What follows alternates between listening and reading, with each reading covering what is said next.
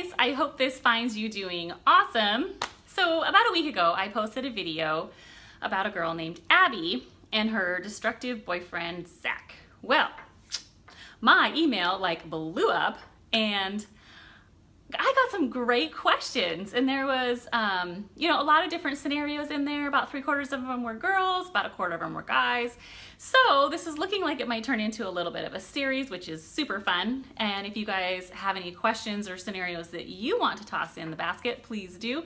I might be able to, do one video with several different scenarios and give you some advice.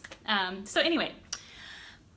What the dealio is today is we're going to call her Kaylee and her boyfriend Ben. So Kaylee writes in, and she's got an issue with her boyfriend that has turned into a huge problem in her mind. They both play collegiate sports. Sounds like they're super competitive, like really good. And Ben has turned this into a competition between him and Kaylee. So instead of showing up to her games to root her on and be her cheerleader, he often will point out all the things that she did wrong, and if his stats were better than hers, then he's got to rub it in her face, and if hers are better than his, then he pouts. How old are we? That sounds like something a 5-year-old would do. And when I read that,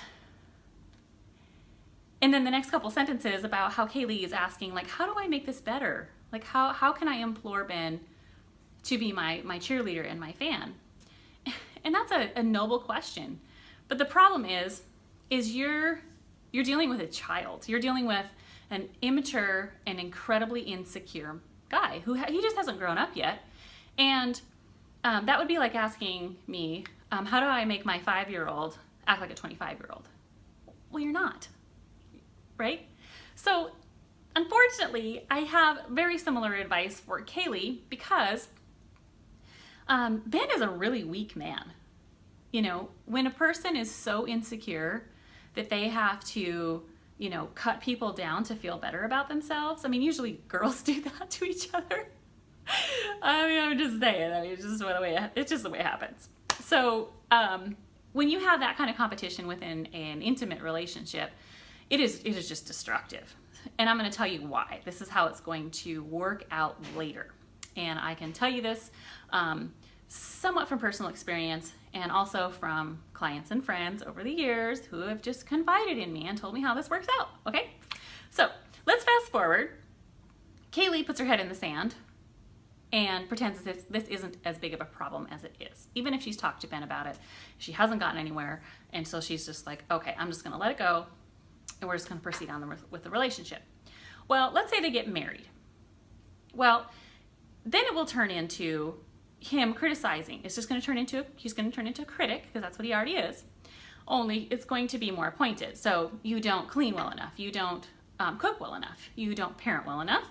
And you don't make enough money. Or God forbid, if you make more than he does, it will destroy him because he will feel even more inferior. And it just can't work. You can't marry a 5-year-old, and that's how he's acting, and then expect him to be an adult. So this is a really hard thing for girls to grasp, is that we have to look at what reality is instead of living in fantasy, right? And the fantasy is looking at all the good things about Ben and wishing he could be the man you want him to be, Kaylee, instead of realizing that he's just not. And, Kaylee has been very expressive that she does love Ben. She does, want a future with him, but that this is destroying their relationship. And even though she's tried to talk to him about it, hasn't gotten anywhere. I'm sorry, Kaylee, but it's not going to get any better until Ben comes to that conclusion on his own. See, we have to be able to manage our half of our relationship with other people. And they have to do the same. Well, it sounds like you're trying to manage more of Ben's problem than Ben's trying to manage. Ben has to mow his own backyard, and so do you. If you had a problem that was hurting Ben, you're the one that's responsible for fixing it. And you're the one that's responsible for being able to look at it clearly and honestly. If Ben's not willing to do that, then you're just dead in the water. There's nothing you can do about that. You can't force him to change. You can't force him to become more secure. You can't force him to do anything. You know, we can't fix people. We just can't. What you're looking for in a boyfriend or a husband is the very best version of themselves and the very best of what you want. Don't settle. Don't settle. Take it from people like us who have and thought that it was going to work out okay. It never does, okay? Don't settle. Break up with him. You know, I mean, do you really want that in your life? There are times where you can really work it out. There are times where you can have a conversation with somebody and they're like, oh my gosh, I had no idea that I was doing that. Now, it doesn't sound like you have been as forthright with him as maybe Abby was, so you can try that.